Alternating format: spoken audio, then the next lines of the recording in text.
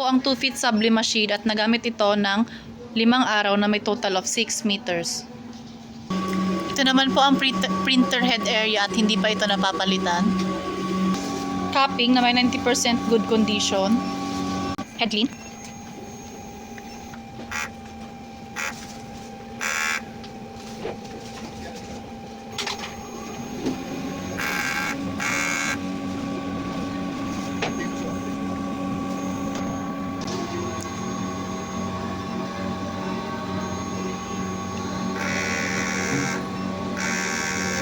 Nozzle test.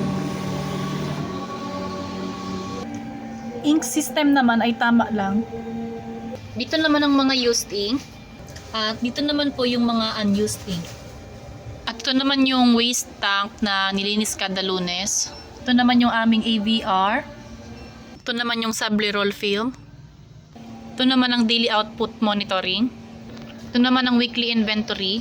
Wala naman po kaming consumable withdrawal. At ito naman ang maintenance checklist. Thank you.